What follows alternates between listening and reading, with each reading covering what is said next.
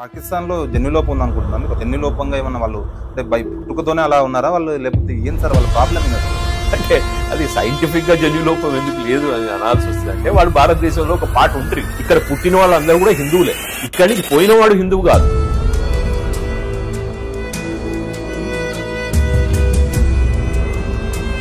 ఇది మతం మీద జరిగిన దాడి అని చెప్పుకోవచ్చా? పెహల్గాం ఘటన 100%. ఇప్పుడు మతం మీదనే జిన్నాను ప్రధాని చేస్తే ఈరోజు దేశం విడిపోయేది కాదని ఒక వాదన ఉంది ఇండియాకు మొత్తం. అది కూడా బ్లాక్ మెయిలే కదా. ఇప్పుడు జిన్నా నేను ప్రధాని కావాలంటే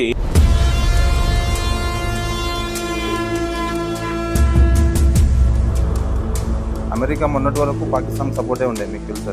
సో ఇప్పుడు భారత్ వైపు కాస్త అడుగులు వేస్తుంది. ట్రంప్ వచ్చిన తర్వాత బేషరతుగా చెప్తామని ఆయన భారత్కి మేము సపోర్ట్ గా ఉంటాం, ఈ విషయంలో మీరు చూసుకోమని అంటున్నారు. ఎందుకు ఈ వైఖరి మారింది? అమెరికా వైఖరి ఎందుకు మారింది? ఇప్పుడు India is the most emerging market in the entire world. కాబట్టి they don't have a choice.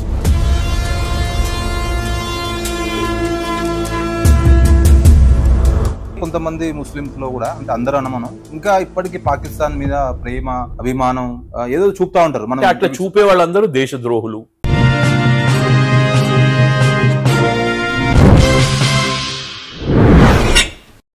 Welcome to social post politics. నా పేరు అశోక్ రెడ్డి.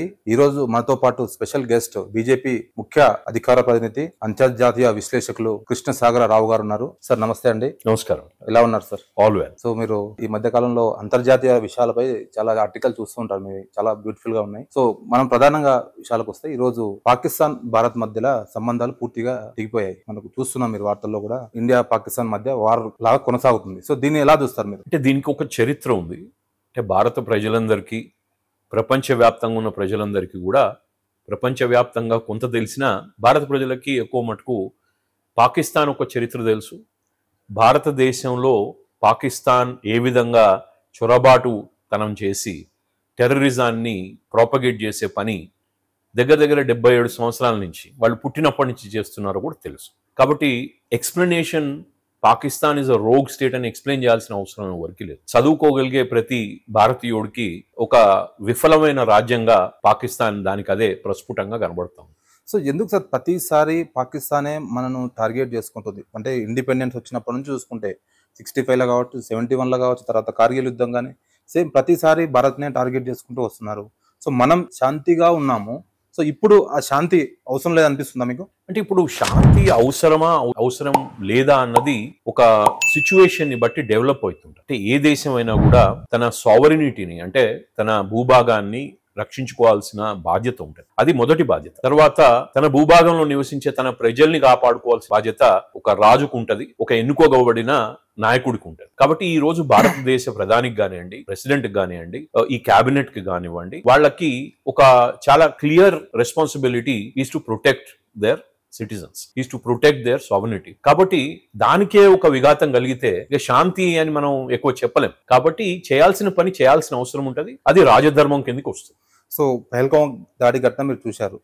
సో మతం పేరు మీద దాడి జరిగింది, కానీ ఇక్కడున్న కొంతమంది సెక్యులర్లు ఇప్పటికి కూడా వితండవాదం చేస్తున్నారు. మనం ఇంకా యుద్ధం చేయాల్సిన అవసరం లేదు, కామన్ పీపుల్ చంపాల్సిన అవసరం లేదు, కానీ చనిపోయింది మన వాళ్ళు కామన్ పీపుల్ అక్కడ. సో దీన్ని ఎలా చూస్తారు మీరు? అంటే సెక్యులర్ అనే పదానికే ఒక విషార్థాన్ని ఇచ్చిన so called self defined intellectuals మన భారతదేశంలో చాలా మంది ఉన్నారు. వీళ్ళు ఏంటంటే these are products of colonial past. ఇప్పుడు మన కలోనియల్ ఎడ్యుకేషన్ వాళ్ళని అట్లా తయారు చేసింది. అంటే వాళ్ళకి లాజిక్ అర్థం కాదు.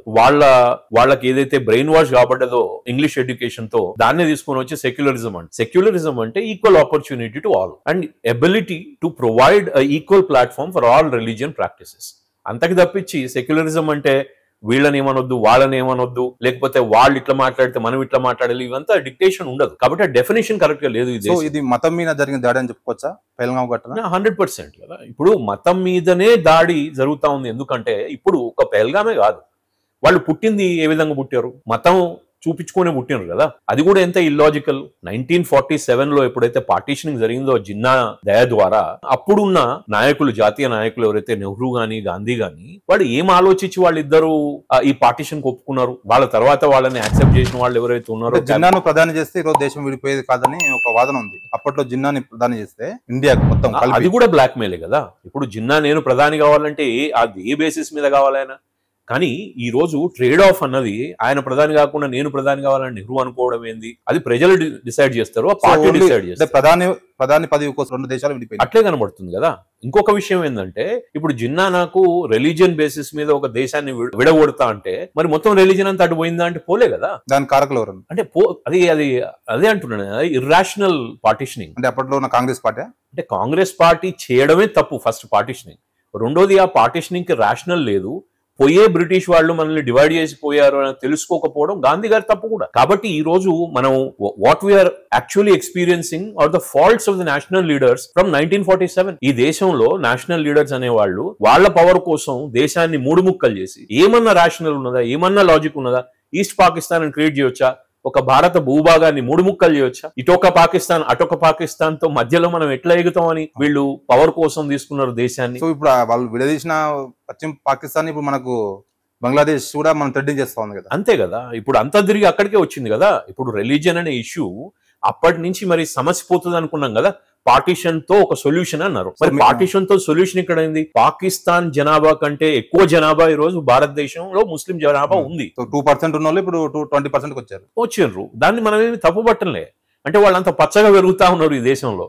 మనం ఎక్కడ వాళ్ళని ఇబ్బంది పెట్టడం. ఇక్కడ ఉన్న కొంతమంది ముస్లింస్ లో కూడా అంటే అందరూ మనం ఇంకా ఇప్పటికీ పాకిస్తాన్ మీద ప్రేమ అభిమానం ఏదో చూపుతా ఉంటారు. మనం అట్లా చూపే వాళ్ళందరూ దేశద్రోహులు. దాంట్లో ఏమి మనం మిన్స్ చేయాల్సింది ఏం లేవు వర్డ్స్. ఇక్కడ ఎవరైతే ఈ దేశంలో ఉండి ఈ దేశంలో ఉండడానికి డిసైడ్ అయ్యి ఈ భారతదేశంలో ఉంటూ ఈ ప్రభుత్వం చేసే కార్యక్రమాల్లో పాల్గొంటూ ఇక్కడ ఈ భూభాగం మీద పుట్టి పెరిగి వాళ్ళ పిల్లలు చదువుకుంటూ వాళ్ళు బతుకుతూ పాకిస్తాన్ కి ఎవరైనా కొమ్ము కాస్తా ఉన్నాడంటే వాడు దేశద్రోహి. There is no question about it. So మీరు అంతర్జాతీయ విషయాలపై చాలా విశ్లేషణలు చేస్తూ ఉంటారు. సో ఇప్పుడు పాకిస్తాన్ డైవర్షన్ పాలిటిక్స్ చేస్తుంది. సో వాళ్ళే దాడి చేస్తున్నారు. సమాజానికి మాత్రము భారత్ ఫస్ట్ దాడి చేసింది ముష్కరుల స్థావరాలపై. సమాజానికి తెలిసే విధంగా ప్రచారం చేస్తుంది. దీన్ని మీరు ఎట్లా చూస్తారు? అది ఒక డిస్ఇన్ఫర్మేషన్ క్యాంపెయిన్. రోగ్ స్టేట్స్ ఎప్పుడు కూడా డైరెక్ట్ గా మనం కళ్ళ కలుపెట్టి మాట్లాడలేవు. ఇప్పుడు మీరు చూస్తా ఉన్నారు ఇదే ఫ్లోలో మీరు CNN తో కానీ తర్వాత వేరే ఇతర ఇంగ్లీష్ ఛానల్స్ కానివ్వండి, ప్రపంచవ్యాప్తంగా ఉన్న ఈవెన్ అరబిక్ ఛానల్స్ తో కానివ్వండి, వాళ్ళ డిఫెన్స్ మినిస్టరు, వాళ్ళ ఇన్ఫర్మేషన్ బ్రాడ్కాస్టింగ్ మినిస్టరు, ఆఖరికి వాళ్ళ ప్రైమ్ మినిస్టర్ కూడా కళ్ళ కలుపెట్టి మాట్లాడలేకపోతున్నారు. ప్రశ్నలకు జవాబులు ఇవ్వలేకపోతున్నారు. ఎందుకంటే వాళ్ళు చేసేది ప్రతిదీ కూడా వాళ్ళ క్లారిటీ లేదు. వాళ్ళ మిలిటరీ, మిలిషియా అండ్ టెర్రరిస్ట్ అందరు కలిసిపోయి ఉన్నారు. కాబట్టి క్లియర్ గా మేము చేయలేదని చెప్తలేరు. సో ఎందుకు మళ్ళీ అంతర్జాతీయంగా పాకిస్తాన్ మీద ఒత్తిడి తెలియకపోతున్నాం? ప్రధానంగా ఇప్పుడు అమెరికా, చైనా లాంటి అగ్రదేశాలు ఇంకా పాకిస్తాన్ సపోర్ట్ చేస్తున్నాయి బిహైండ్. సో ఎందుకు ఈ టెర్రరిస్టులు తయారు చేయబడుతుంది పాకిస్తాన్ లో అందరికి తెలుసు. వాటి మూలాలను తొలగిస్తే అసలు ఈ సమస్యనే ఉండదు కదా. ఎందుకు ఈ పెద్ద దేశాలు చేస్తున్నాయి? చాలా మంచి ప్రశ్న. అయితే జియో పాలిటిక్స్ అనేది ఒక చాలా విచిత్రమైన క్రీడ. అది అంటే ఒక రాక్షస క్రీడగా మారింది మొత్తం ప్రపంచ వ్యాప్తంగా. నా శత్రువు నా మిత్రువు. అంటే నా శత్రువు మిత్రుడు అయితే వాడు నీకు కూడా శత్రువే కదా ఇంటర్నల్లీ. ఇప్పుడు ఇక్కడి నుంచి బ్రీడ్ అయ్యి ఇక్కడి నుంచి ట్రైన్ కాబడ్డ టెర్రరిస్ట్లే కదా అక్కడ అటాక్ చేస్తా ఉన్నారు. అమెరికా గానీ, బెల్జియం గానీ, యూకే గానీ, రష్యా గానీ, ఎక్కడ పోయినా కూడా టెర్రరిజం అంతా ఈ ప్లే గ్రౌండ్ ఇక్కడనే ఉంది కదా. ఇక్కడి నుంచే ట్రైన్ చేస్తాం. ఇదే మ్యానుఫ్యాక్చరింగ్ యూనిట్ కదా పాకిస్తాన్. అది వాళ్ళకి తెలియంది కాదు. సిఐఏకి పుంకాలు కదా సిఐఏ దగ్గర రిపోర్ట్స్ ఉన్నాయి.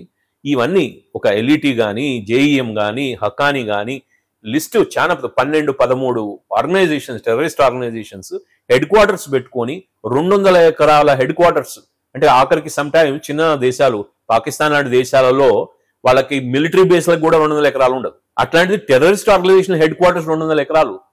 ఎట్లాంటి సిటీలో, లాహోర్ లాంటి సిటీలో.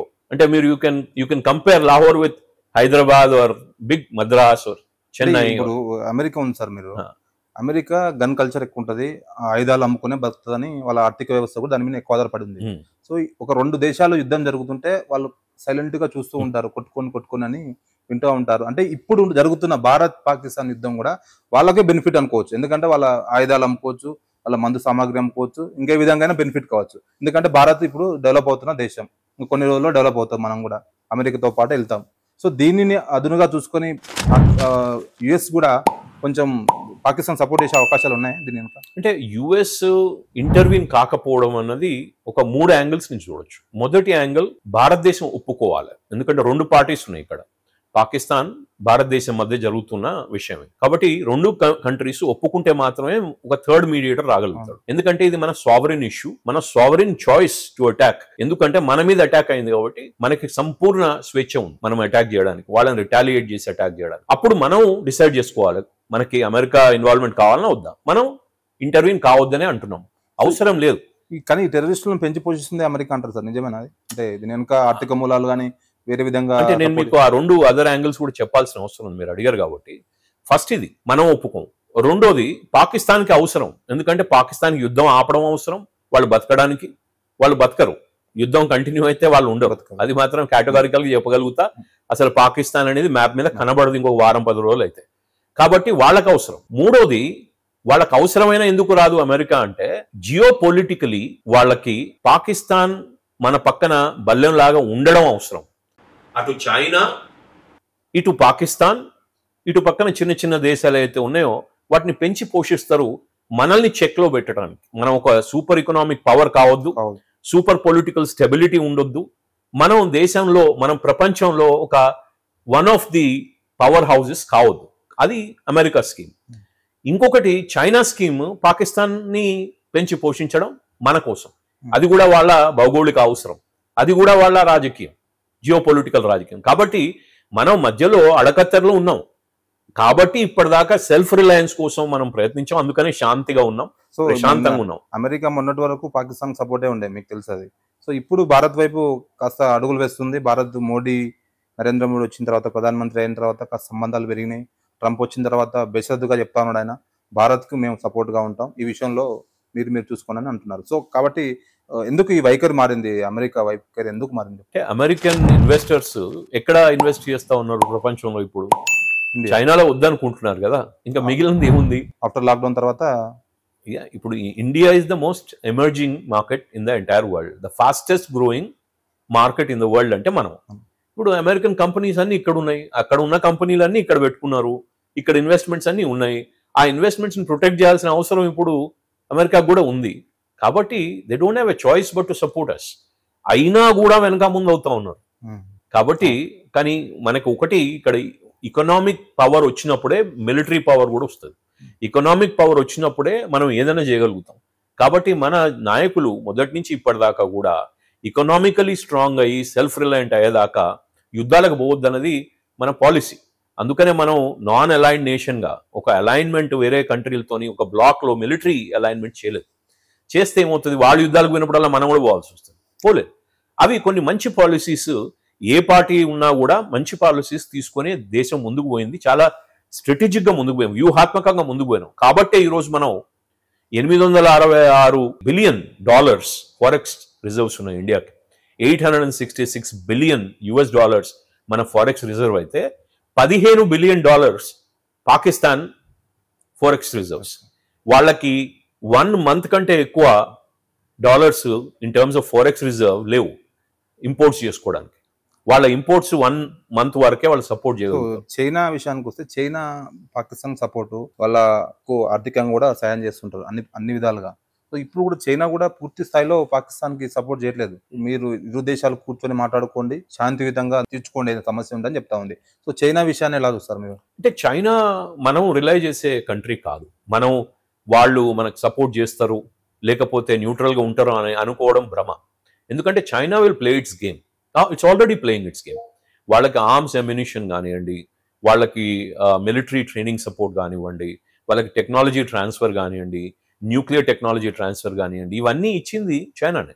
ఇప్పటికి కూడా వాళ్ళు చైనీస్ ఎయిర్ డిఫెన్స్ సిస్టమ్స్, వాళ్ళ చైనీస్ ఆర్మ్స్ అదే వాడుతూ ఉన్నారు. కాబట్టి వాళ్ళు ఇండైరెక్ట్గా పాకిస్తాన్కి ఎప్పుడు కూడా సపోర్ట్ చేస్తూనే ఉంటారు. వరల్డ్ కమ్యూనిటీ వాళ్ళని కండెమ్ చేయకుండా, ఎందుకంటే ఒక టెర్రరిస్ట్ కంట్రీకి మీరు సపోర్ట్ చేస్తూ ఉన్నారు అని ఒక చెడ్డ పేరు రాకుండా బయటకు చెప్పకుండా చేస్తూ ఉన్నారు. పాకిస్తాన్లో జన్యులోపం ఉంది అనుకుంటున్నా మీరు? అంటే నేను క్వశ్చన్, జన్యులోపంగా ఏమన్నా వాళ్ళు అంటే పుట్టుకతోనే అలా ఉన్నారా వాళ్ళు, లేకపోతే ఏం సార్ వాళ్ళ ప్రాబ్లం ఏంది? అంటే అది సైంటిఫిక్ గా జన్యులోపం ఎందుకు లేదు అని అనాల్సి వస్తుంది. అంటే వాళ్ళు భారతదేశంలో ఒక పార్ట్ ఉంటారు. సో వాళ్ళు ఇంతకుముందు భారతీయులే, 77 సంవత్సరాల క్రితం మళ్ళీ తర్వాత ఎందుకు మారారు? పాకిస్తానీయులు అందరూ భారతీయులు. జన్యులోపం ఉంటే మన దగ్గర కూడా ఉంటుండే. మన లోపల ఉన్నారుగా వాళ్ళకి సంబంధించిన వాళ్ళు. వాళ్ళకి సంబంధించిన వాళ్ళు అంటే వాళ్ళకి సంబంధించిన వాళ్ళు అంటే మతం పరంగా నేను అంటలేను.